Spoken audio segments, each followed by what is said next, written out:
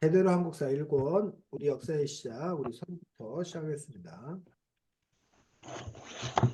네, 여기에 지금 보면 뭐냐, 여러 사람들이 힘을 합쳐서 고인돌을 만들어서 그 추장의 죽음을 기념했다고 했는데, 왜 사람들은 큰 돌을 옮겨서 만드는 고인돌로 그 사람의 죽음을 기념했는지 궁금합니다.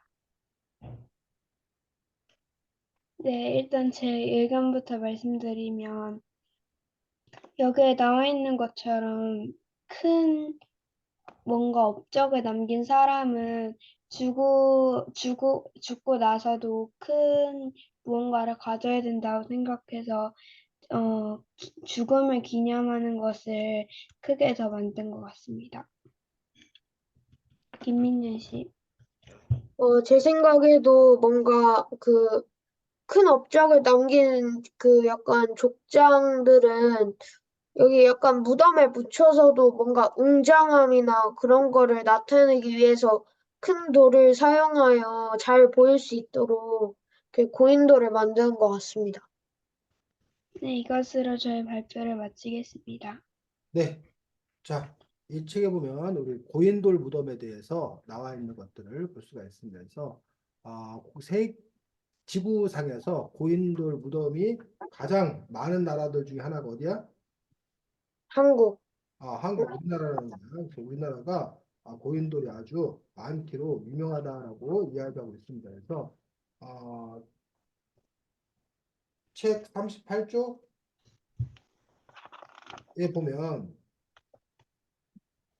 그 위에 지도가 이렇게 나와 있는 부분을 볼 수가 있지. 그래서 그 지도에 보면 고인돌, 학자형 고인돌의 분포 지역 해가지고 얼마나 많은 고인돌이 분포되어 있나라는 부분들. 그래서 이제 지금 현재 우리가 살고 북한. 있는 남한, 대한민국 쪽보다는 북한 쪽에 그리고 우리 영토는 현재 아닌 중국 중국. 쪽에 이 고인돌이 상당히 많이 분포되어 있는 것들을 볼 수가 있습니다. 그래서 이것이 과거의 그 고조선 네, 그 영역들 을볼 수가 있습니다. 그래서 왜 하필 고인돌이었나?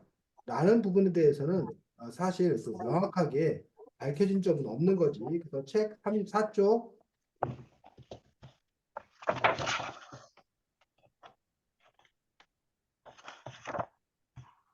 에 보면 이건 추정. 왜 하필 고인돌이었을까? 라면 추정인데 살아서 많은 사람을 다스린 강한 군장일수록 더 크고 웅장한 고인돌에 붙였다. 고인돌은 주변이 잘 보이는 높은 곳에 세워져 마을의 상징처럼 여겨졌다라고 함으로써 아, 그 아마도 사람들의 욕망들 중에 크게 짓는 거. 크게 짓고자 하는 어떤 큰 게 내 힘을 과시하는 거다. 라고 하는 것 때문에. 그래서 지금도 현재 누가 더 높은 고층 빌딩을 짓느냐. 그 고층 빌딩을 지을 수 있다는 게 그 나라의 국력, 그 나라의 기술력의 상징으로 여겨져 가지고, 자꾸 더 높은 빌딩을 지으려고 하는 그러한 욕망을 갖고 있다는 거야. 그런 표현. 그래서 그 당시에는 바로 이렇게 고인돌로 표현되는 것들 아니었나. 그게 더 크게 지고. 그리고 이제 고인돌이 또 하나 우리가 굳이 한번 생각해 본다면, 아, 오래 가는 거, 영원히 가는 거. 나를 영원히 남기고 싶다고 하는 어떤 그런 부분에서 돌은 다른 것들에 비해서 우리가 봤을 때 썩지도 않고 오래 네. 갈 수 있는 것. 이기 때문에 그 고인돌을 하지 않았을까라고 우리가 뭐 해볼 수 있는 거야? 단지 추측. 추측해 볼 수 있는 거야, 추측. 그 이유를 모르고 왜 하필 고인돌이었어요? 다른 것도 있었을 텐데 라는 부분들. 근데 우리가 또 이제 거꾸로 그 고인돌을 지은 거를 보면서 우리는 그 고인돌에 묻힌 그 사람의 파워가 엄청 셌다.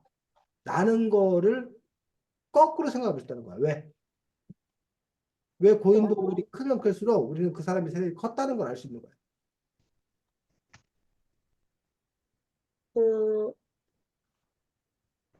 더 약간 돌이 클수록 나르기 힘드니까 응, 뭔가 그 나르기 힘든 거를 감수할 만큼 엄청 큰 업적을 남겨줘서 약간 그렇지. 돌이 크다. 돌이 크면 그걸 움직이기가 어렵다. 그걸 움직이려면 그러면 많은 사람이 필요하다. 필요해. 그럼 그 많은 사람들을 뭐 할 수 있어야 돼? 동원할 수 있어야 돼. 네, 어? 많은 사람을 동원한다는 얘기는 그 사람이 힘이 센 거지. 힘이 세가지고 그 사람 말 한마디에 그 많은 사람들이 말을 잘 들은 거 아니야. 네, 또는 그 많은 사람을 데려다 일을 시키려면 그 사람들 뭐 해야 돼? 돈, 먹여줘야 될 거 아니야. 돈 줘야 될 아, 거 아니야. 쉽게 말하면. 그러면 네, 그만큼 왜? 그 권력자가 힘이 돈이 많은 거지. 네, 능력이 뛰어난 거지. 그래서 고인돌을 크게 지을수록 그 사람의 능력이 크다라고 얘기하는 거야. 지금도 마찬가지잖아. 지금도 네, 어떤 사람이 큰 집에 살아. 응? 대저택에 살아. 그럼 우리가 아, 그 사람이 뭐구나? 부자구나. 부자구나 알 수 있는 거지. 왜? 그 대저택을 지으려면 그 건축비가 얼마나 많이 들 거야. 또 그 대저택을 유지하려면 돈이 얼마나 많이 들 거야. 그 뭐 우리 여러분들 집 하나 있는데도 겨울철에 난방비가 뭐 30만 원 나오고 막 이래가지고 후덜덜한데 여러분 같은 집이 막 20, 그 방이 막 20개다. 어? 여러분 집 그거 하나만도 이제 뭐야 청소하는 거 힘들어 죽겠는데 그 뭐 네, 집 20개 되는 걸 다 뭐 한다고 생각해봐. 그거 다 청소하려고 그러면 그 일하는 사람이 몇 명 있어야 되잖아. 그럼 그 사람들 다 월급 줘야 되잖아. 그러니까 그러면 웬만한 부자가 아니어가지고는 그 집을 운영할 수가 없다. 없는 거지. 그러면 그만큼 그 대저택을 건설하고 운영할 수 있는 거는 그 사람이 그만큼 부자구나라고 우리가 알 수 있는 것처럼 그 마찬가지지. 이 고인돌이라고 하는 그런 부분들을 통해서 그 당시에 그 사람들이 얼마나 파워가 셌나라는 것도 알 수 있다는 거예요. 그래서 고인돌은 신석기 시대와 같은 그런 석기 시대에는 그런 고인돌의 형태가 있을 수 없다고 생각합니다. 왜냐하면 그 당시에는 이른바 시족 사회였기 때문에 무리 자체가 몇십 명밖에 안 됐어. 그리고 그 당시에 족장은 그냥 연장자, 그 무리에 나이 많은 사람. 그러니까 여러분들 그 친척들 모이면 할아버지나 이런 분이 제일 연장자가 제일 어르신이야. 그 네, 어르신이 하라는 대로 한단 말이야. 그분 말씀대로 이렇게 한단 말이야. 그분 뜻을 따른다는 거야. 왜? 어른이니까 할아버지 말 따라야 당연히. 그런 게 시족사였다는 거야. 그런데 이 고인돌이 생겨날 시기에는 청동기 시대. 그래서 이른바 부족 사회. 그래서 거기에는 나이나 뭐 이런 게 중요한 게 아니라 뭐 권력을 쥔자. 아니요, 파워, 힘이 센 자. 지금도 마찬가지잖아. 우리 국가의 시장을 뽑는다. 대통령을 뽑는다. 나이 순으로 뽑아? 아니요, 우리가 선출해서 그 사람을 뽑는 거다. 회사의 대표를 뭐야? 나이 순으로 뽑는 게 아니잖아. 그 회사의 대표가 갖고 있는 권력의 크기가 있는 거잖아. 그런 것처럼 권력 있는 사람이 바로 이런 고인돌을 만들 수 있게 된 거기 때문에 이 사회가 바로 그런 계급 사회, 평등 사회가 아니라 계급 사회에서 지배 계급과 피지배 계급으로 나누어 있던 그런 계급 사회였다라는 것들을 또 요 고인돌을 통해서 우리가 알 수 있는 부분들이 있습니다. 그래서 고인돌에 관해서 이야기했고 여기 책 35쪽에 보면 고인돌을 도대체 어떻게 만들었을 건가라는 부분에서 통나무를 이용해서 돌을 옮기지 않았을까. 그 고인 지금처럼 크레인이 있어갖고 할 수 없는 거니까. 그래서 뭐 어떤 사람은 두 가지 다른 썰을 이렇게 외계인이 와가지고 응? 아, 지었을 거다라고 그런 썰을 제기하는 사람도 있고 또 하나는 원래 더 좋은 그 발달된 문명이 있었던 거야. 지금처럼 발달한 문명이 있다가 폭망한 거야. 그래갖고 예를 들면 지금도 만약에 지금처럼 이렇게 문명이 발달했다가 핵 전쟁이 일어나면 폭망할 거 아니야. 네, 인류는 멸망하고 다 사라지고 막 그런 문명, 컴퓨터, 인터넷 이런 부분 다 파괴되고 옛날로 돌아갈 거 아니야. 그럼 다시 이제 시작되는데 그나마 몇몇 건물은 이제 뭐야? 그 남아있는 그런 건물들이 나중에 후세들이 봤을 때는 와, 저렇게 높은 건물도 좀 어떻게 졌을까? 그런 것처럼 그 당시에도 지금과 같은 뛰어난 문명이 있었을 거다. 그런데 무슨 뭐 기후위기, 기후 때문에 그런 건지 뭐 때문에 그런지 모르지만 어쨌든 폭망을 한 거야. 근데 그 고인돌만 뭐 한 거야? 남아있는 거다. 나하고 하는 사람들, 추리하는 사람들 있는 거고. 아니다. 여기 책에 나와 있는 것처럼 통나무를 굴려가지고 이렇게 하고 그다음에 뭐야? 흙을 쌓아가지고 그걸 올리고 나중에 그 흩어뜨리는 그러한 방식으로 그 당시에 지금과 같은 크레인도 없고 그 도구도 없지만 그 당시에 갖고 있는 도구만으로도 수많은 인력이 달라붙으면 이런 건설이 가능했을 거다. 라는 어떤 그러한 또 추리들도 이렇게 하고 있는 그런 부분들을 볼 수가 있습니다. 자, 수고했고 민준이 진행하겠습니다. 네. 여기 그 동굴 그 뭐지 몇쪽이 그 14쪽에서 빙하기가 한 번 시작되면 2만에서 3만 년씩 계속되었다 했는데 왜 빙하기가 한 번 시작되면 이렇게 오랫동안 계속되는지 궁금합니다. 일단 제 생각에는 뭔가 빙하기가 한 번 오면 약간 뭔가 지구가 거의 다 얼음으로 뒤덮여서 뭔가 계속 그 온도가 차가워지니까 뭔가 비나 그런 게 오면 또 얼고 계속 그렇게 악순환이 되니까 녹을 때까지 굉장히 오랜 시간이 걸리기 때문에 뭔가 2만에서 3만 년씩 걸리는 것 같습니다. 네, 정서로 씨. 제 생각에도 이때는 자연적으로 발생하는 그런 불이나 아니면 사람들이 나무를 깎아서 만든 그런 불 이외에는 따뜻한 그런 게 없었기 때문에 빙하기가 한번 찾아오면 그 추운 날씨가 계속 지속돼서 몇만 년씩 계속 지속됐던 것 같고 그리고 그 계속 지속될 때 녹을 때는 그 해나 아니면 이런 거에 영향을 받아서 녹을 수 있었던 것 같습니다. 네, 이상으로 발표를 마치겠습니다. 자, 빙하기라는 그 부분들에 대해서 그 지구의 역사, 그러니까 빙하기가 한 번만 있었던 것들이 아니라 빙하기와 우리가 또 그걸 그 간빙기라고 그러는데 그 빙하기와 간빙기가 계속 뭐 됐다는 거야? 반복되었다는 거야. 그래서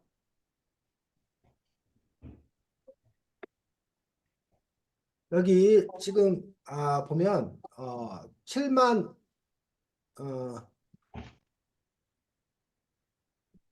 160만 년 전에서 80만 년 전 사이에 선네브라스카 빙기가 있었고 음, 80만 년에서 60만 년 사이에 레브레스카 빙기가 있었고 그다음 60만 년에서 48만 년 사이에 아프톤 간빙기가 있었고 뭐 이런 식으로 계속 빙기가 있었고 간빙기, 빙기, 간빙기 이 빙기가 이제 우리가 말하는 빙하기인 것들을 볼 수가 있습니다. 그래서 빙하기에는 지구상에 얼음이 존재하는 어떤 그런 시기고 간빙기는 상대적으로 뭐해?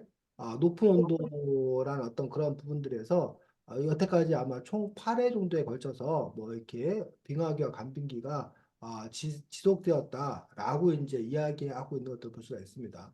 그럼 네, 이런 빙하기, 간빙기가 있는 이유는 뭐냐라는 부분들은 결국은 우리 지구는 태양계의 이론이잖아. 네, 태양계는 은하계의 이론이기도 하고 또 이것들이 고동적으로 멈춰 있는 것들이 아니라 계속 뭐 한다는 거야? 음지, 있다는 거예요. 그러니까 지구만 태양 주위를 돌고 있는 것도 아니라 태양 자체도 사실은 또 다른 이렇게 돌고 있다는 거예요. 그러는 가운데서 위치 관계에 따라서 음, 이렇게 빙하기와 간빙기 것들이 뭐에 되풀이되고 있는 거다.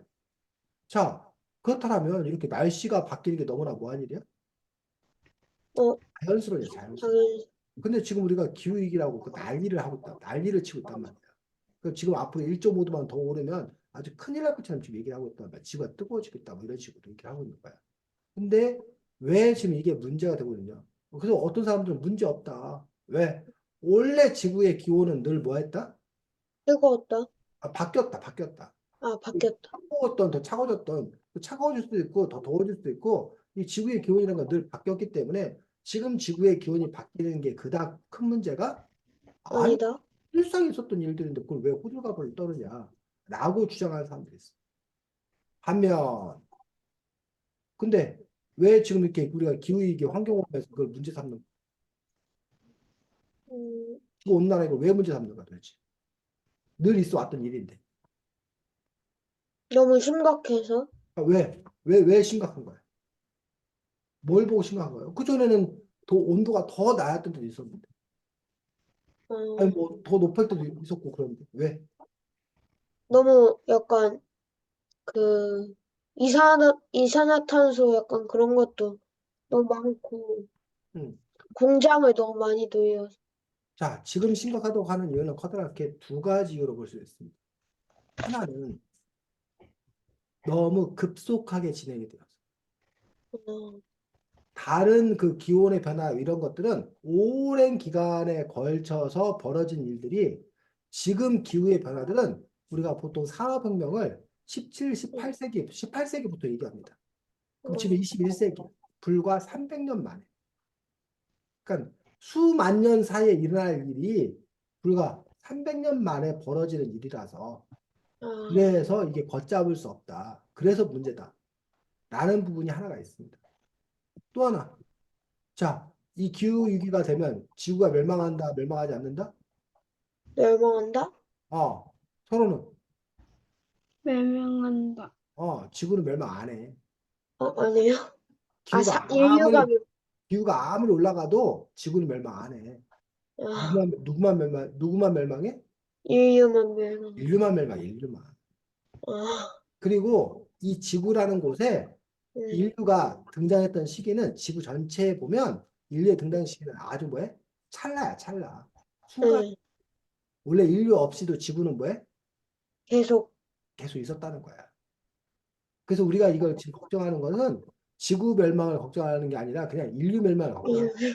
그래서 어떤 사람들은 걱정할 거 하나가 없다고 그래. 왜? 인류가 있으나 없으나 뭔 상관이냐는 얘기야. 음, 어차피 지구가 있었는데. 그리고 공룡이 있었던 시대나 공룡이 없었던 시대나 상관 있어? 아니요. 없잖아. 그것처럼 인류가 있으나 없으나 뭔 상관이냐는 얘기야. 인류 밖에 생각하면. 응? 어떤 사람이 그런 거지. 민주주의 때는 민주주의가 살고 죽고가 얼마나 중요한 문제야. 근데 네. 민주주의 모르는 사람 입장에서는 민주주의가 세상에 태어난 것도 모르고 민주주의가 죽어서 죽은 것도 모르고 뭔 상관이냐는 얘기야. 응? 그런 어, 점에서 결국 이 지구 기후의 위기의 어떤 그런 부분들은 결국 우리 인류의 문제야. 우리 사람 문제야.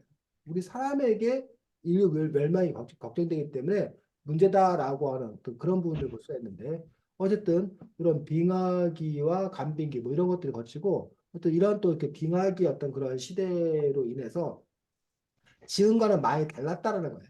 그러니까 지금 우리가 그 대륙이다, 바다다, 뭐 이런 부분들이 뭐 빙하기 같은 경우에는 그것도 얼음이 있어가지고 그래서 뭐야 건너서 아메리카 대륙을 건너갈 수 있었고 사람들이 퍼져갈 수 있었고 또는 이제 빙하기 때는 더 이제 따뜻한 지역에 사람들이 살다가 온도가 좀 높아지고 간빙가 되면서 사람들이 세상으로 넓게 퍼져가며 음, 살게 되는 어떤 그런 부분도 있었고 이런 식으로 이제 이런 기후에 따라서 사람들의 어떤 그런 삶의 모습들도 또 달라지게 되는 그 부분들을 볼 수가 있습니다. 그래서 이 이야기에 이제 빙하기에는 바다가 낮아져서 서해 바다 밑바닥이 드러났고 그래서 한반도와 일본이 육지로 연결되었다. 연결. 그런데 한반도에서 일본으로 건너가는 사람도 있었던 거고. 근데 갑자기 간빙가 되면 갑자기는 아니었어. 근데 이제 간빙가 되어서 바닷물이 네. 차오르면서 일본이 섬이 된 거야. 아, 그러면서 이제 뭐해? 서로 이렇게 달라지는 또 그런 부분에 대해서 설명하고 있는 것들을 볼 수가 있습니다. 그래서 우리가 이제 이거를 어떤 사이즈로 볼 거냐, 어떤 시기를 놓고 볼 거냐에 따라서 전혀 또 이렇게 역사를 바라보는 어떤 그런 관점이라든가 생각들이 또 달라지는 것들을 볼 수가 있습니다. 자, 이 책은 다 진행한 거야? 네. 둘 다. 자, 이 책은 제대로 한 국사 1권 해가지고 사실 이 책이 보면 제일 마지막에 혹시 여기 봤어? 네.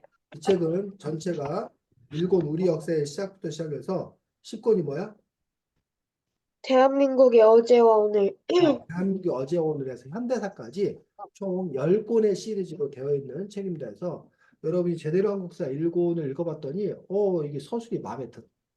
여러분들이 만약에 읽기 편해. 그리고 뭐야 좋아. 그러면 여러분들이 요 일권만 읽는 게 아니라 2권, 3권, 4권을 뭐 도서관에서 빌리던 구매를 하던가 해가지고 차례차례 읽으면서 여러분들이 우리가 보통 반만의 역사라고 그러는 우리의 역사에 대해서 알 필요가 있다고 생각되는데 지금 이 책을 다루고 있는 시대는 무슨 시대? 구석기, 구석기, 청동기, 신석기, 구석기, 신석기, 청동기, 뗀석, 아, 뗀석기. 뗀석기가 구석기 시대를 보고 뗀석기라고 그럽니다. 아, 구석기하고 뗀석기가 같은 말이에요. 네. 신석기 있고 청동기 있고 그다음에 철기 철기. 네. 철기 시대인데 청동기 철기 시대에 이제 고조선이라는 국가가 만들어지고 그다음에 네. 고조선 이후에 또 그다음에 삼국, 지금 보면 백제, 고구. 지금 초기 삼국 시대 아, 초기 삼국 초기삼. 시대에 관한 이야기까지 쭉 나와 있는 것들을 볼 수가 있습니다. 그다음에 이권에는 뭐가 나와 있대? 2권이요? 이권 이 책 뒤에 보면 아, 삼국에서 남북국. 삼국에서 남북국 이 책은 지금 남북국이라는 그런 표현을 썼는데 혹시 남북국 시대가 뭔지 알아? 남북.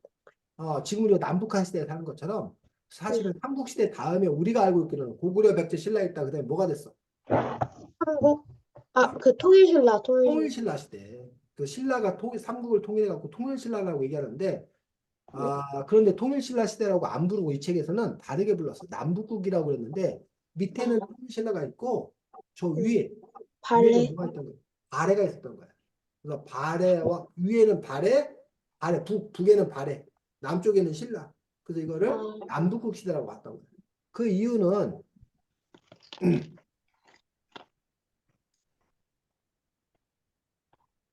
이게 뭐야? 한반도.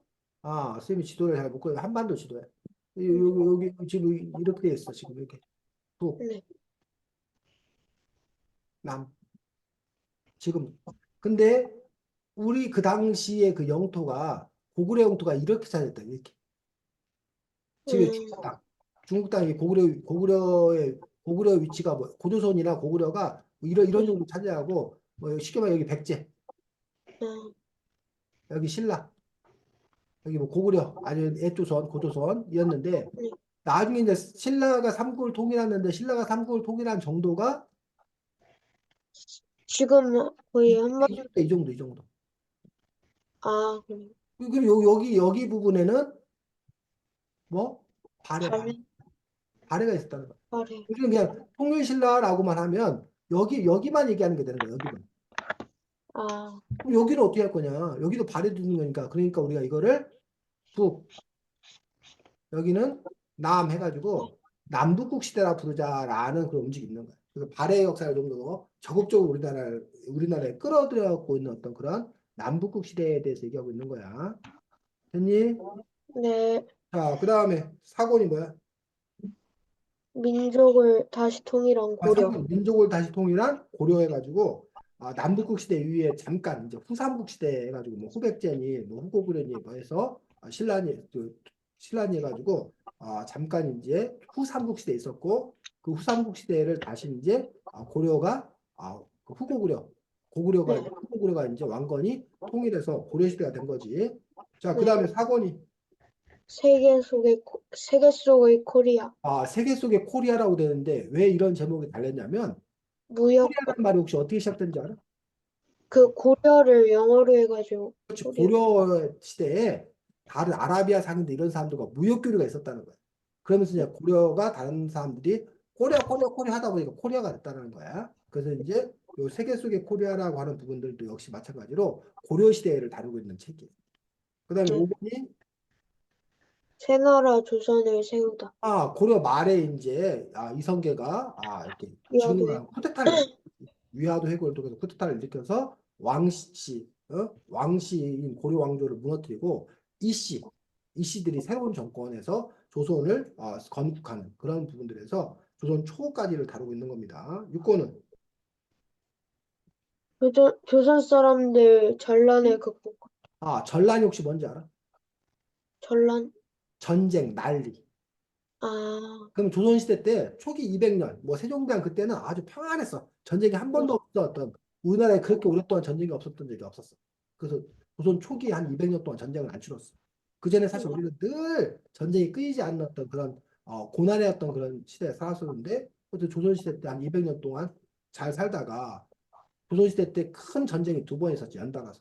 한 번이 임진왜란. 임진왜란. 지금 뭐 노량인가 그뭐 영화하는 임진왜란. 그 다음에 임진왜란 끝나고 나서 겨우 한 병자, 3년 했더니 그 다음에 바로 병자호란.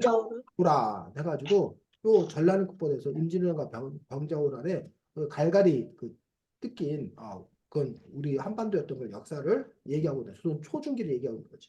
중기를 얘기하고 있는 거지. 그 다음에 7권. 세상을 열어가는 조선 사람. 이게 조선 후기에 세상을 열한 조선 사람들에서 아마 실학자들이나 뭐 이런 사람들이 그 전에 어떤 성리학을 반성하면서 새로운 세상을 만들기 위해서 조선 후기의 어떤 그런 모습들을 다루고 있습니다. 네, 8번. 조선이 품은 근대 국가의 꿈. 조선이 품은 근대 국가의 꿈 해가지고 개화기라고 우리가 보통 얘기를 합니다. 그래서 개화기 때 이제 개화파 뭐 이런 사람들이 동학농민혁명 뭐 이런 그 시기의 어떤 그런 일들이 벌어지던 그런 근대 시기의 어떤 그런 부분에 대해서 우리가 새로운 문물을 받아들여서 근대 국가를 만들려고 노력했던 움직임이 있어, 움직임. 그다음에 9번이 식민지를 넘어 해방의 시대로.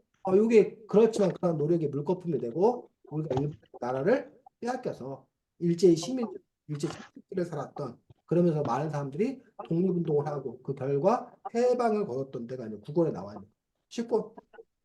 대한민국의 국의 어제 어제와 대한민국이 어제 오늘에서 아마 이제 해방된 이후에 우리가 6.25 전쟁을 겪고 그 이후에 이제 우리가 민주정부를 구성하기 위해서 경제 발전을 위해서 노력해왔던 쭉 발전해왔던 대한민국의 어제와 오늘 갖고 이 책이 이제 이렇게 5천 년 역사에 대해서 쭉 얘기하고 있고 선생님이 이제 이렇게 쭉 얘기를 하고 있는데 선생님 계획으로 우리가 올해 1년 동안 중간중간에 역사책을 계속 우리가 그러면서 우리가 아마 그 고조선 때부터 시작해서 근현 때까지 아마 우리 거의 책을 한 권 한 권씩 다 볼 거야 아마 이 네.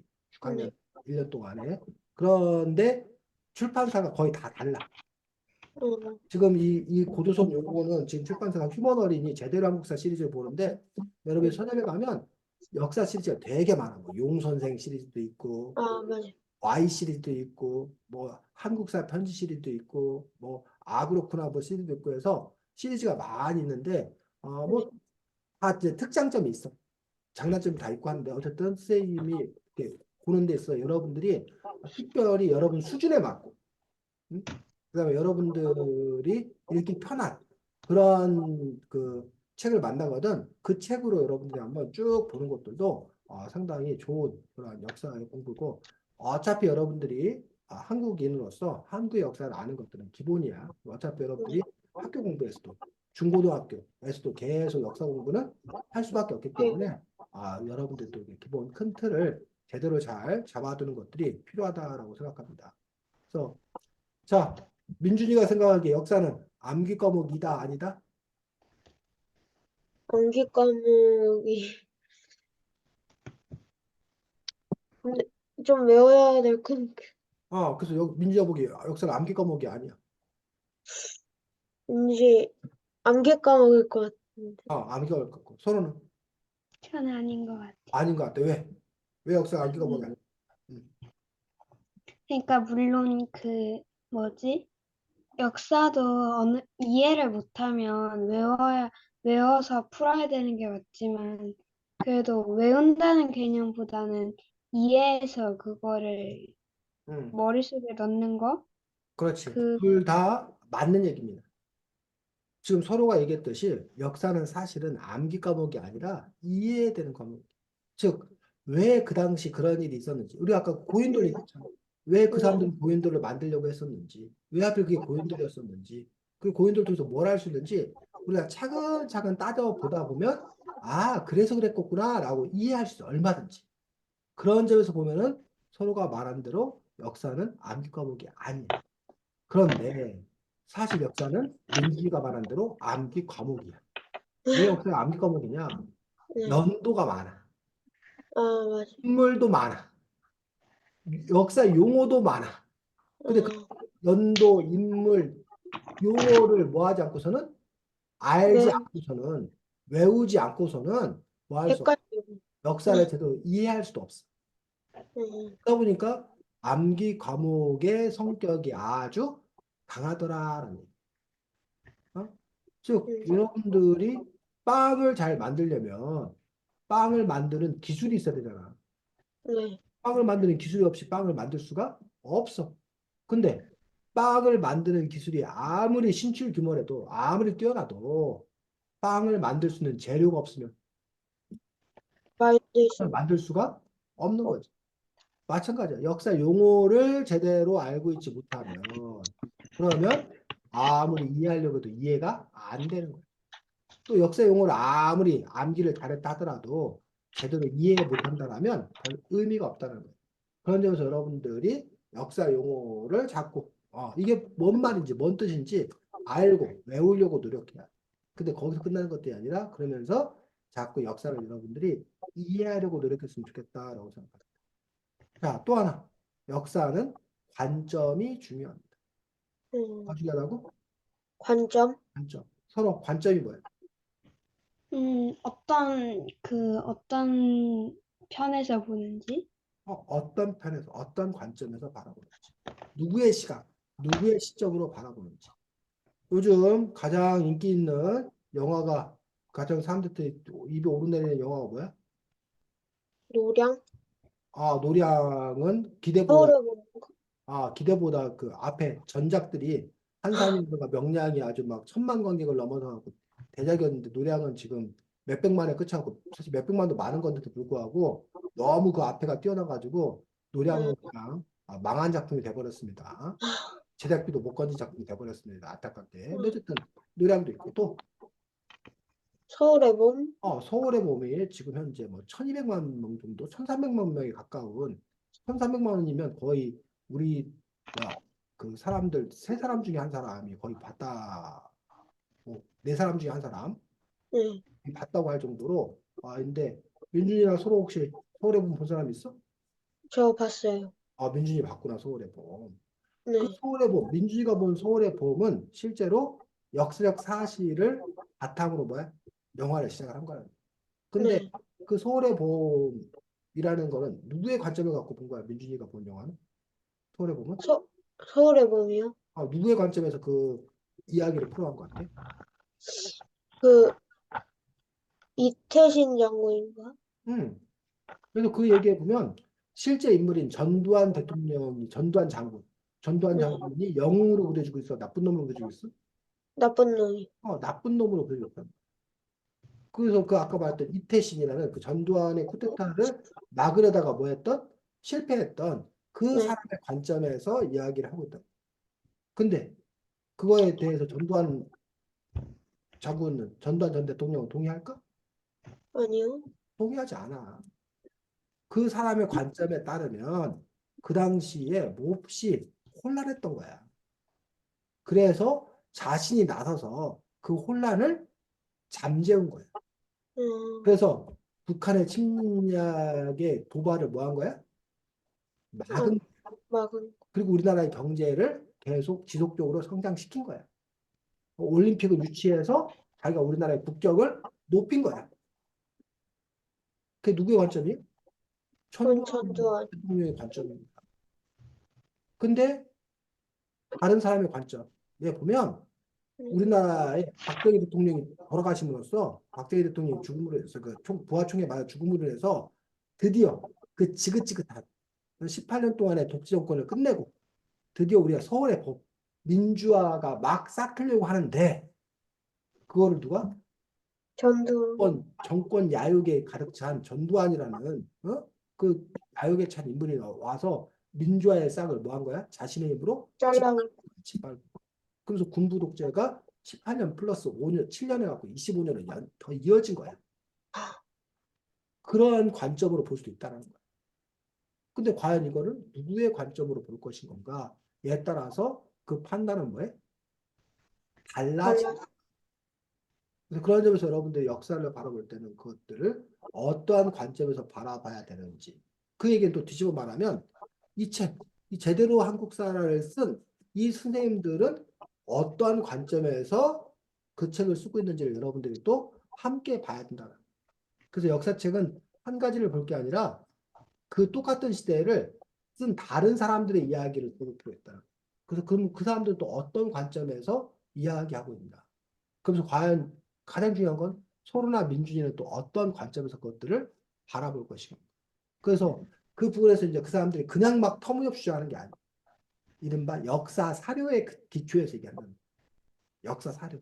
그런 관점을 구성할 수 있는 그런 사료를 바탕으로 제시하기 때문에 그 사람이 그 근거로 삼는 역사 사료가 과연 확실한가 하는 부분도 여러분들이 봐야 되고 그 해석에 여러분들이 동의할 수 있나 이런 부분도 여러분들이 함께 볼 때 역사를 조금 더 제대로 봤다라고 얘기할 수 있습니다. 네. 자, 그래서 여러분들이 앞으로 우리가 역사를 바라볼 때 그것들이 가장 기본 베이스에 여러분들이 밑에 밑바닥에 깔아놓고 여러분들 역사를 볼 수 있으면 좋겠습니다. 네. 책 몇 쪽을 잠깐 볼 거냐면 23쪽 보겠습니다.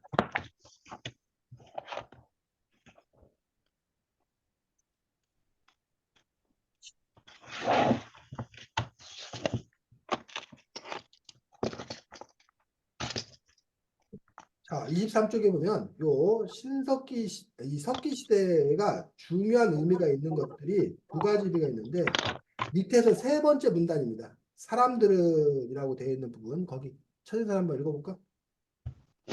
사람들은 자연 속에서 숨어있는 원리를 찾아내서 생활에 쓸모있는 물건들을 만들어냈다.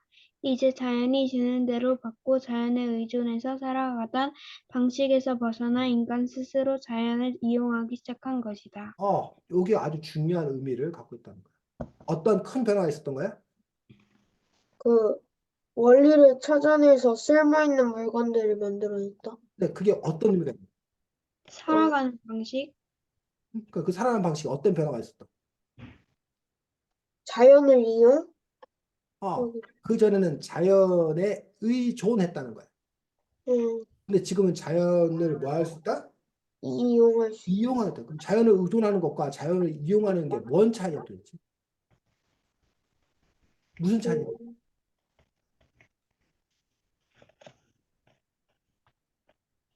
음, 여러분이 알고 있는 말로 쉽게 한번 설명해봐. 자연에 의존하며 살아갔다는 말과 자연을 이용했다는 말이 도대체 무슨 차이가 있냐?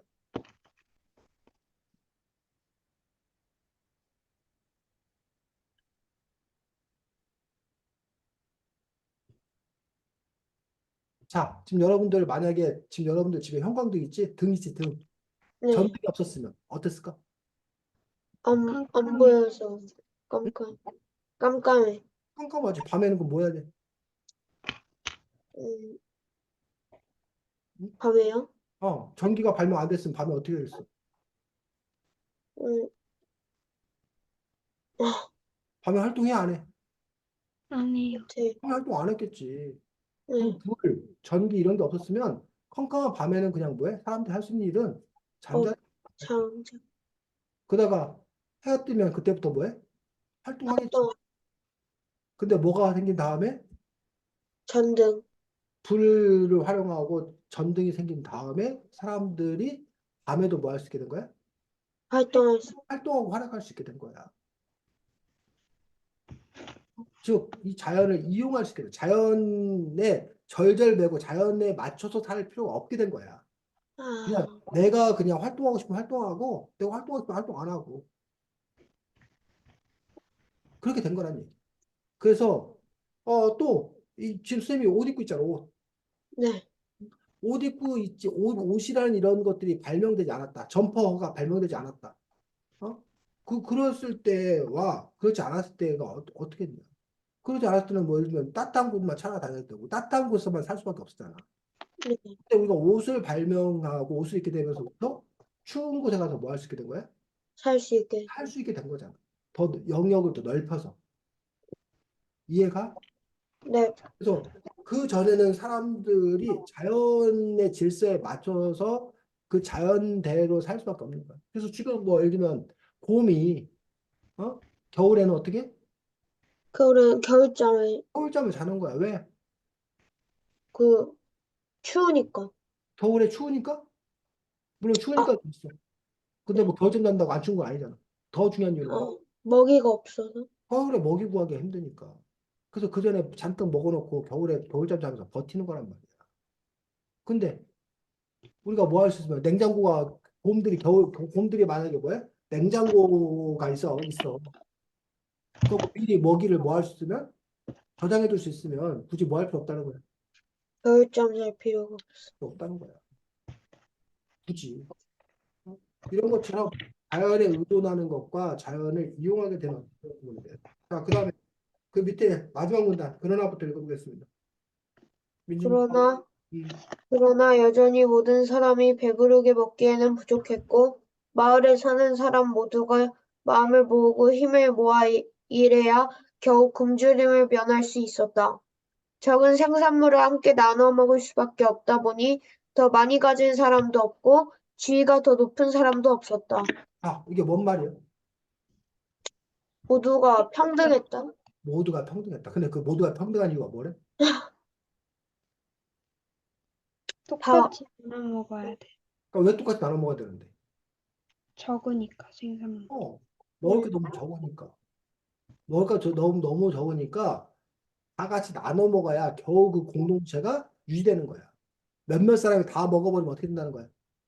유지가 안 돼요. 굶주림. 아무리 사람도 굶어 죽어버리겠지. 음, 그러면 아니 몇몇 사람만 먹고 살면 되는 거 아니야? 근데 왜 다른 사람을 다 살려야 되냐고. 음,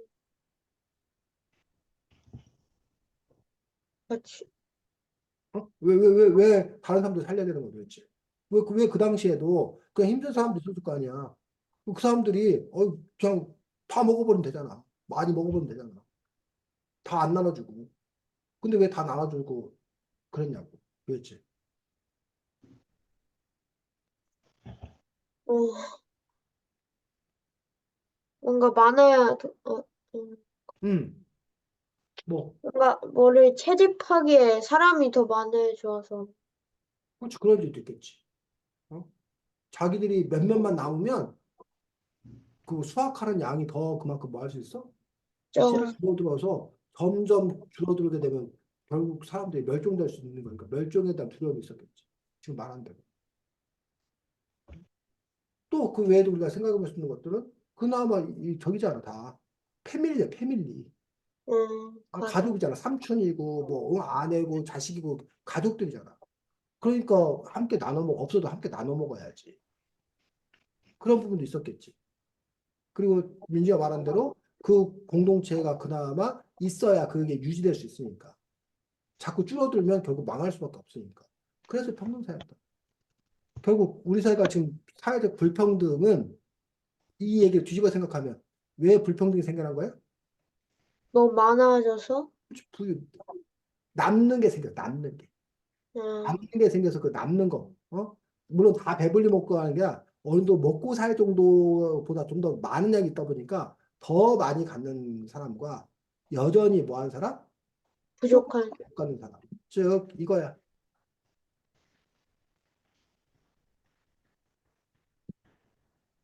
이렇게 있어, 사람이. 하나, 둘, 셋, 넷, 다섯, 이렇게 있어. 여섯. 그런데 양이, 유종도 있는 거예요. 뭐야. 이 사람이 그 먹고 살려면 이렇게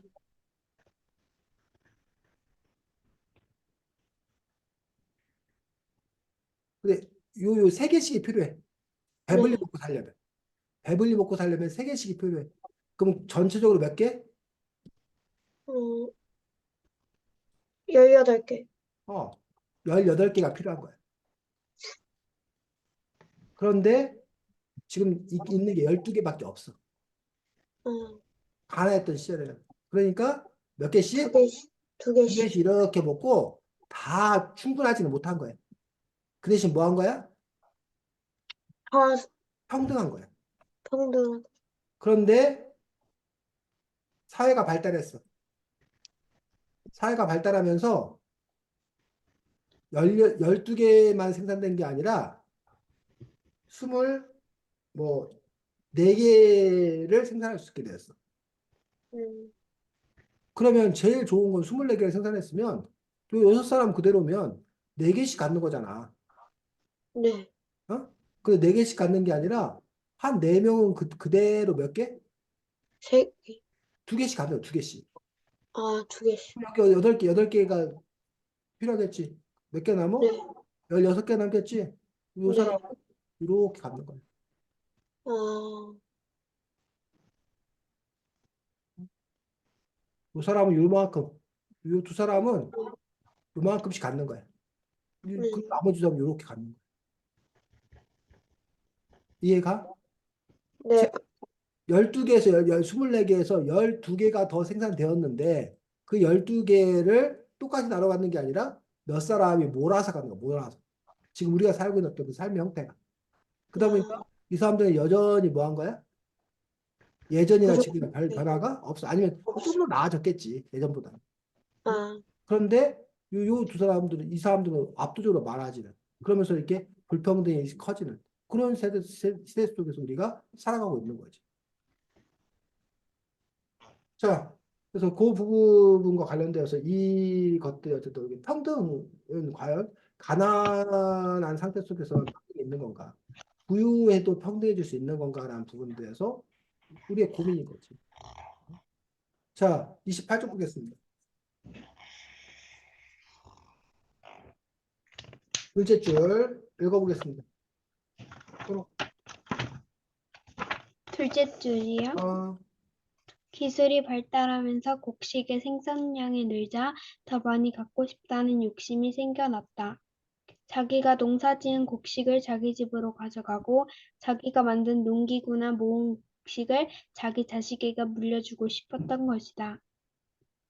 여러 해 농사를 망쳤거나 아버지가 일찍 죽거나 다친 집은 점점 가난해졌다. 그러면서 재산이 많은 사람과 적은 사람이 생겨났다. 남의 재산을 빼앗거나 훔치는 사람들도 나타났고 재산을 차지하기 위한 싸움도 일어났다. 따라서 싸움을 조정하고 도둑을 잡고 말을 일을 지휘할 사람이 필요했다. 자, 서로가 지금 읽은 이 부분은 뭐에 대해 설명하고 있는 거예요? 음,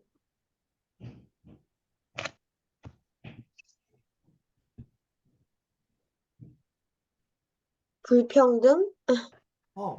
불평등에 대한 설명이야. 또, 그다음에 뭔가 대장, 대장 같은 게 도대체 왜 생겨났냐는 제도, 법, 제도, 이런 계급, 이런 게 도대체 왜 생겨났는지 얘기해. 그것들이 생겨날 수밖에 없어. 없었던 이유가 있다는 거야. 처음에는 가난해서 먹을 게 별로 없어서 함께 도우면서 나눠 먹고 살았다는 얘기야. 그런데 기술이 발달하면서 남는 게 생겨났다는 거야. 그래서 그 음, 남는 거를 차지하는 사람, 더 많이 차지하려고 하는 그런 사람의 본성이 있는 거지. 차지하고. 또 자기들이 농사 짓는 것보다 때로는 뭐 하는 게 뺏어오는 게 더 편하다는 걸 알게 된 거야. 음, 어? 그러면 뺏어오려는 사람이 있으면 그걸 또 뭐 해야 되는 거야? 막아야, 막아야 되는 사람이 있는 거야. 그러다 보니까 그 사람들 중에 농사도 짓고 뺏기도 하는 게 힘든 거야. 농사도 짓고 막기도 하는 게 힘든 거야. 그러니까 역할을 뭐 한 거야? 나, 나, 너는 뭐 하기만 해라? 농사만 농사만 지어라. 너는 막아라. 막기만 해라. 너는 뺏기만 해라. 이 역할이 분담이 된 거야. 그러면서 그 뺏으러 다니는 사람들이 맨날 뺏어 다니는 사람들이 농사 안 지어 먹을 게 없잖아. 네, 그럼 그 뺏어 다니는 사람들을 먹여 살릴 수 있는 그 사람들 먹을 걸 제공해야 될 거 아니야. 막는 사람들의 먹을 걸 누군가 제공해야 되잖아. 그러니까 그 얘기는 그렇게 뺏을 사람, 막을 사람을 먹을 걸 제공해 준다는 얘기는 그만큼 먹을 것이 뭐야? 농사 기술이 발달해서 다 같이 농사 남는 안 지어도 몇 사람만 농사 지어도 뺏으러 다니는 사람들, 막으로 다니는 사람들의 먹을 것까지 뭐 할 수 있어야 돼? 책임질 수 있어. 책임질 수. 그러면서 그 일이 역할이 분담이 된 거라고. 그러면서 여기 말한 대로 뭐야? 계급이 생겨나고 전쟁이 생겨나고 이런 것들이 자연스러운 그런 과정들이 됐다는 얘기. 자, 지금 쌤이 말했던 이런 것들을 얘기하는 이유들이 뭐냐면 이렇게 이해될 수 있는 거라고. 그걸 막 외워야 될 것들이 아니라 이렇게 여러분들이 차근차근 그럴 수밖에 없었구나라고 우리가 알 수밖에 없는 거예요. 자, 그 전에 그 얘기 잠깐 하면 자, 민준이가 말했던 아까 뗀석이 잠깐 얘기했는데 우리가 구석기 시대하고 신석기 시대라고 얘기하는데 두 개의 공통점은 뭐야? 석기. 석기야, 석기. 그래서 이건 이제 도구를 기준으로 나누는 거야. 구석기다, 신석기다. 이거는 도구를 기준으로 나누는 건데 우리가 네. 도구를 기준으로 나누면 구석기, 신석기 다음에가 뭐야? 그 청동기. 청동기라는 도구. 그 다음에 도구가 철기. 철기. 지금 우리는 아직도 철기 시대에 살고 있어. 어떻게 보면. 철기 시대. 아, 어떤 사람은 철기가 아니라 지금 플라스틱이다라고 해서 아, 플라스틱을 더 많이 사용한다고 얘기하는 사람도 있지만 기본적으로 우리 아직도 철기 시대에 살고 있는 거야. 근데 이 구석기와 신석기를 나누는 가늠하는 것들이 뭐냐? 구석기를 우리가 다른 말로 뗀석기라고 해요. 자, 선생님 때는 뗀석기라고 안 했고 뭐라고 그랬냐면 타제석기라고 불렀어. 타제. 아, 신석기는 무슨 석기? 한석기. 간석기라고 불렀어. 그리고 선생님 때는 마제석기라고 불렀어. 자, 요 구석기다, 뗀석기다, 신석기다, 간석기다. 이걸 여러분이 뭐 할 수밖에 없다는 거야? 외울 이, 수밖에 없는 거야. 그래서 안 묶어. 그럼 이 구자가 무슨 구자야? 옛, 옛 구자, 옛 구자. 옛고. 석기 시대 중에서 더 오래된 석기 시대. 신석기는 페로시. 새로운, 새로운 석기 시대. 그래서 한자를 여러분이 좀 알면 그나마 좀 더 쉽게 할 수 있어. 이 타제 석기, 이 타가 던져서 아, 두들겨, 깨트려서 이런 뜻이야. 타제가.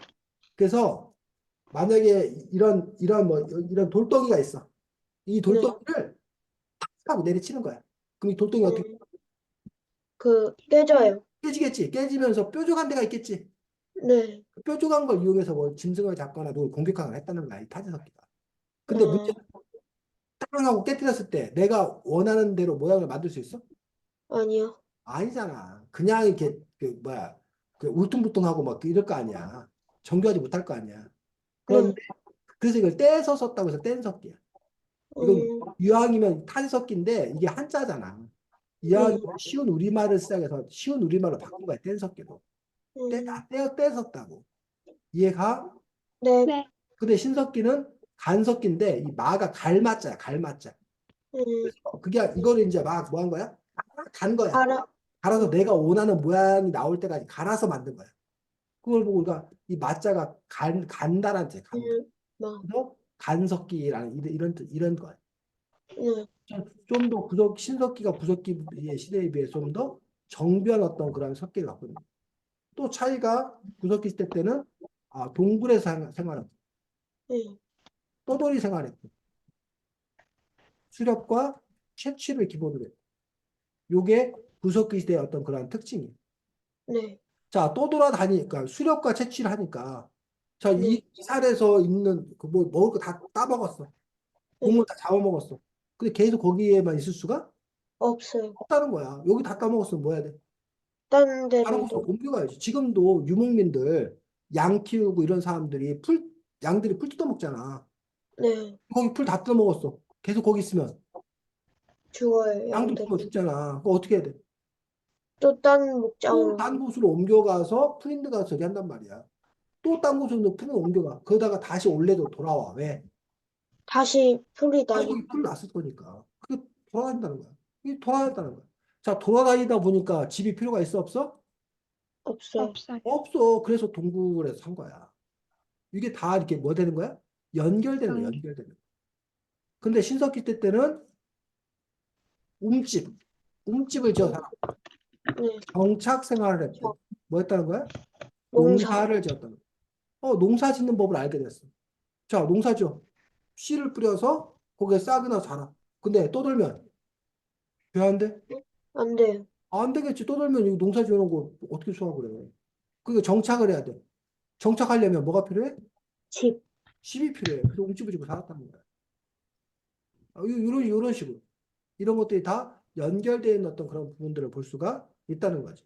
그 이후에 이제 우리가 청동기 시대에 청동으로 청동검을 만들어 썼는데, 자, 여기서 오해하지 말 것은 청동기에는 청동만 썼다? 아니요. 아니다. 석기를 여전히 사용했다. 거기다 플러스 청동. 석기 플러스 뭐? 청동. 자, 지금 우리가 철기 시대에 살고 있어. 지금 석기 써 안 써? 안 써. 써. 지금도. 여러분들이 그 뭐 바다에 가갖고 그 뭐 네. 이렇게 모래밭에다가 민준이가 왔는데 거기다가 뭐 이렇게 막 장난 놀고 싶어. 근데 네. 뭐 없어 도구가. 그럼 거기 네. 돌멩이 같은 거 하나 주워가지고 돌멩이로 네. 막 이렇게 글씨 쓰고 막 그러잖아. 뭐 그리고 그러잖아. 아, 그게 석기 시대야. 서로 계단놀이기. 가는데 어떤 깡패 같은 놈이 자꾸 막 쫓아와. 그래갖고 막 서로를 괴롭히려고 해. 근데 서로가 뭐 가지고 있는 게 아무것도 없어.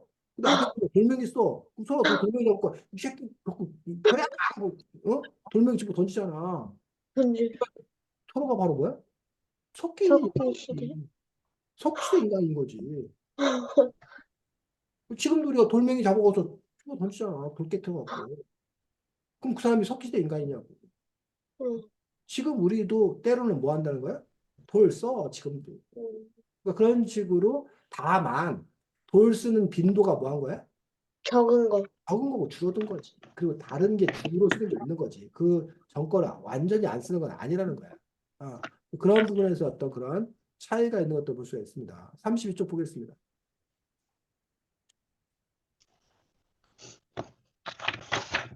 자, 32쪽에 보면 원래는 사실은 30쪽 마지막 단어부터 읽어야 되는데 많은 이런 그 30쪽에 밑에서 그 둘째 줄 이렇게부터 읽겠어요. 이렇게 청동기를 이렇게 청동기를 만드는 데는 특별한 기술이 필요해서 아무나 만들 수가 없었다.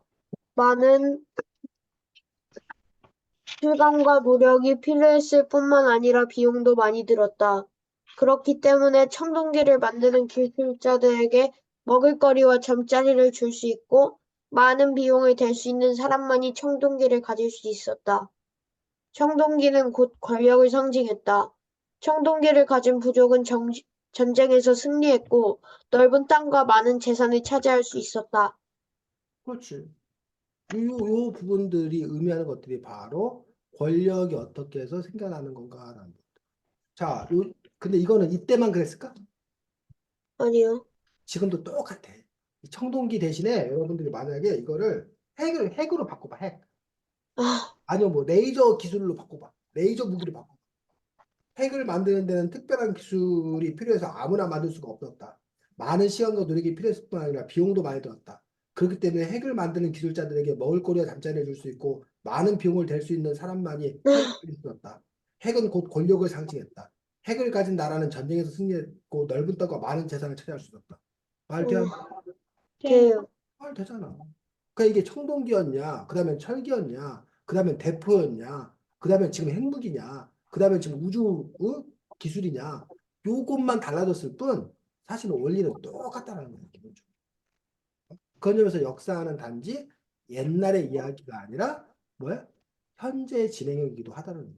그래서 우리가 역사를 통해서 단지 옛날에 그런 일이 있었대. 옛날 얘기가 아니라 그 역사를 통해서 우리가 오늘을 사는 우리가 그럼 오늘을 어떻게 살아야 되는가. 이런 걸 배우고 이런 걸 생각하는 것들이 바로 여러분이 역사를 더 잘 공부하는 어떤 그런 부분이다. 자, 32쪽 보겠습니다. 또 뭐가 나오냐면 밑에서 넷째 줄. 군장은 씨를 뿌린 뒤. 군장은 씨를 뿌린 뒤나 수술을 하고 난 뒤에 하늘에 제사를 올렸다. 농사가 잘 되고 못 되고는 오로지 하늘의 뜻에 달렸고 하늘과 이야기를 할 수 있는 사람은 군장뿐이었다. 다른 부족과 전쟁을 하러 나갈 때에는 제사를 올려 하늘의 뜻을 물었다. 승리할 것이라는 점기가 나오면 모두 환호성을 질렀고 사기가 올랐다. 마을을 지배하는 군장의 힘은 제사 의식을 통해 점점 강해졌다. 그래서 이 당시 이 문장이 의미하는 것들은 정치와 종교가 그 당시에는 뭐였다? 하나였다. 왕이 지금 쉽게 말하면 그 대통령이 지금으로 말하면 대통령이 뭐까지 같이 했다는 거야? 종교 지도자까지 같이 했다는 거야. 옛날에는. 근데 지금 그 두 가지가 뭐 된 거야? 분리된 분리돼서. 정치와 종교가 지금 분리된 시대에 우리는 살고 있어. 근데 아직까지도 정치와 종교가 일치된 그런 나라도 있어. 그 신정일치라고 해, 신정일치에서 주로 중동 지방, 사우디아라비아, 뭐 이란, 뭐 이런 쪽이 정치와 종교가 아직도 이렇게 일치된 그런 나라들이 있어. 그런데 오늘날 이제 우리가 흔히 말하는 민주주의 국가라고 하는 어떤 그런 부분들은 정치와 종교를 이렇게 분리시키는 분리. 그런 부분들을 볼 수가 있습니다. 그래서 뭐 그런 얘기들에 대한 얘기 나오고 36쪽 보겠습니다.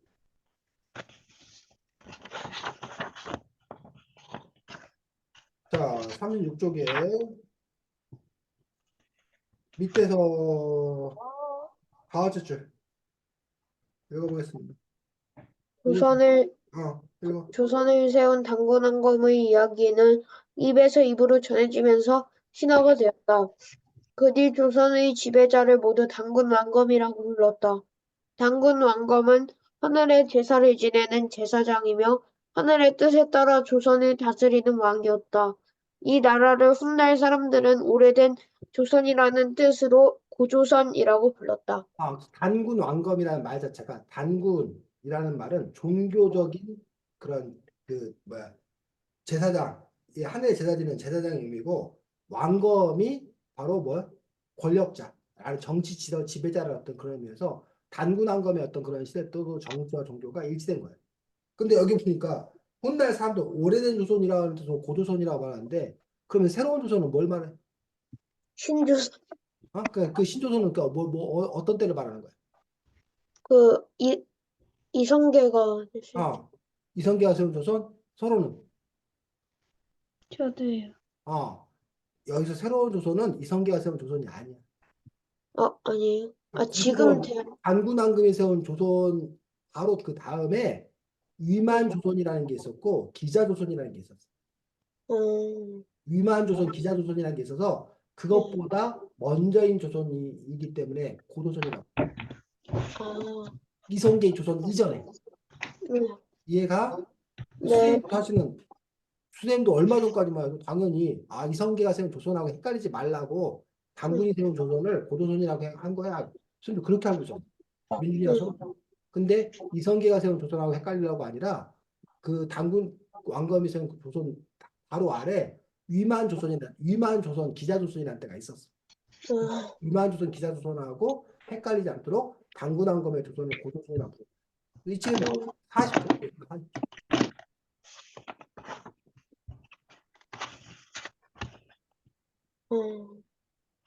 8쪽이면 조선의 왕이 된 위만이라고 나오지. 네. 어, 이건 중국인가?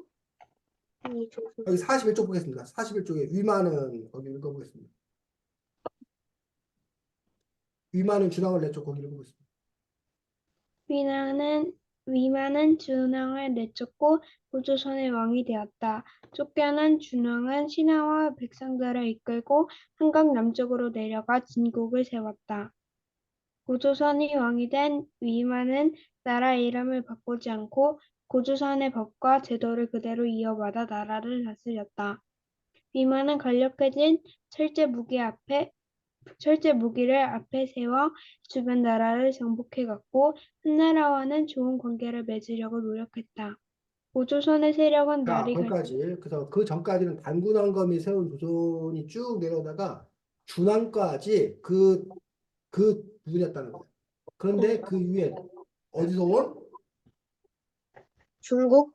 중국에서 온 그에 네. 부하였던 위만이 1,000명의 무리를 끌고 고조선으로 와가지고 준왕을 내쫓고 그 자기가 뭐가 네. 된 고조선의 왕이 된 거예요. 즉 어, 아까 고려의 왕건이 나라를 세운 다음에 왕치들이 계속 왕을 했잖아. 네. 그러다가 누가 이성계가 왕치들을 몰아내고 자기가 왕이 된 거잖아. 네. 근데 그 이성계는 나라 이름을 조선으로 바꿨어. 그래서 네. 안 헷갈리는 거야. 고려 조선. 네. 만약에 이성계가 나라 이름을 만약에 뭐였다고 생각해봐? 아무 똑같이. 계속 고려였다고 생각해봐. 그럼 그전에는 왕씨 고려고 네. 이거 다음에는 이씨 뭐려? 고려잖아. 네. 그 왕씨 고려, 이씨 고려를 뭐 하지 않게 하기 위해서 헷갈리지 헷갈, 않게 하기 위해서 그 앞에 있는 고려를 고고려 이런 식으로 불렀다는 거야. 쉽게 말하면. 고구려. 근데 이제 조선을 복귀했을 때 그럴 필요 없는데 이런 것들처럼 이 당군왕검의 어떤 그런 조선은 준왕에서 끝난 거야. 어, 위만 조선이 새롭게 시작된 거야. 아, 근데 둘 다 이름이 조선이니까 헷갈리지 않기 위해서 그 앞에 조선을 뭐해? 위만, 고조선, 고조선. 대조선에서 고조선이라고 불렀다. 그 얘기를 지금 하고 있는 것들을 볼 수가 있습니다. 그래서 전체적으로 보면 다 그게 뭐가 되는 거야? 고조선이 되는 것들을 볼 수가 있습니다. 네. 자, 그래서 어쨌든 이런 식으로 여러분들이 이 책을 하나하나 차근차근 볼 수가 있는데, 어, 그 외에도 이제 이 책 안에 나오면 이제 어떻게 해서 고구려백제 신라가 또 이제 시작이 되었는 건가, 뭐 이런 것들이 나오기 때문에 역사책은 사실은 한 번 읽어갖고 잘 이해가 안 돼. 뭐 암기가 안 돼. 그래서 어쨌든 한 번 읽고 난 다음에 또 이제 또 다른 책을 또 한 번 읽는다던가 그러면은 과정에서 여러분들 자연스럽게 머릿속에 그 틀들이 이렇게 좀 잡힐 수 있을 거라고 생각이 듭니다.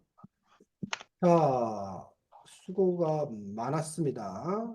네. 다음 주에는 여러분들이 우리가 지난주에 글쓰기를 했는데 그거는 지난주 우리 책이 선생님이 잘못하는 바람에 우리가 글쓰기 했던 거고 다음 주에 우리가 원래 글쓰기 시간이어가지고 다음 주에 네. 우리가 글쓰기를 할 수 있도록 하겠습니다. 그래서 다음 주에 여러분들이 일단 이 책을 한 번 더 갖고 옵니다. 그래서 이유는 글쓰기 수업을 하는데 글쓰기 수업을 갖고 이제 다 하면은 한 시간 내내 하면 그렇게 하고 혹시 글쓰기 수업이 일찍 끝나면 이거 오늘 못다한 이야기를 더 이어서 할 거니까 이 네. 책을 금일도 여러분들이 갖고 옵니다. 네. 그랬어? 자, 그 다음에 여러분들이 다음 주에 글쓰기는 그냥 여러분들 가장 쉬운 걸 하겠습니다. 여러분들이 평상시에 학교에서 독서 감상문을 썼었어, 이미. 네. 이미 썼었어. 그래서 여러분들이, 선생님이, 근데 여러분들께 아무것도 가르쳐 주지 않았어. 그래서 다음 주에는 그냥 여러분들이, 나 평소에 독서 감상문 이렇게 써요. 라고 해서 여러분이 만약에 제대로 한국사 일본에 관해서 독서 감상문을 써오라고 하면 여러분 독서 감상문을 어떻게 쓸 건지 여러분이 독서 네. 감상문을 한 편씩 써오면 됩니다. 그래서 다음 어, 주에 그 독서 감상문 써온 걸 보고서 선생님이 여러분이 쓴 독서 감상문에 대해서 평해주고 독서 감상문 이렇게 쓰는 게 좋습니다라고 독서 감상문 쓰는 법을 선생님이 가르쳐 줄 거야, 다음 주에. 음, 이해가? 네. 그럼 여러분들이 선생님이 여러분이 뭘 잘 쓸 거 기대 하나도 안 해. 네. 그렇다고 못 쓰라는 거 아니고 처음 쓰는 거니까 그냥 여러분들이 난 이런 상태예요. 건강 검진 받듯이 그냥 여러분들이 진단받는 어떤 그런 차원이니까 나는 평소에 독서감상을 이렇게 썼어요라고 해서 독서감상을 써서 오면 되는데 단 워드로 음, 컴퓨터 워드로 쳐가지고 선생님한테 네. 그냥 그 채팅창으로 보내도 되고 아니면 부모님한테 말씀드려서 카톡으로 선생님한테 보내줘도 되고 해서 그 이유는 우리가 공유해서 같이 보면서 선생님이 이렇게 첨삭지도 해주려면 여러분이 글로 써가지고 선생님이 뭐 이렇게 고쳐주기가 힘들어. 그러니까 힘들겠지만 뭐 이렇게 워드 치는 게 너희들 편하지? 네. 서로 워드 치는 거 힘들어? 아니, 워드 쳐가지고 부모님한테 부탁해서 카톡으로 보냈던지 아니면 갖고 있다가 이 채팅창으로 붙여도 되니까 워드로 네. 쳐갖고 여러분이 갖고 있으면 됩니다. 지금 네. 뭐 길이 양 이런 거 아무 상관없습니다. 여러분 평소에 쓰는 거 하면 됩니다. 제대로 된 한국사 가지고 하고 즉 다시 한번 여러분이 갖고 오면 됩니다. 네. 자, 질문 없으면 없고 네. 수고 많았습니다. 안녕. 안녕히 계세요. 음.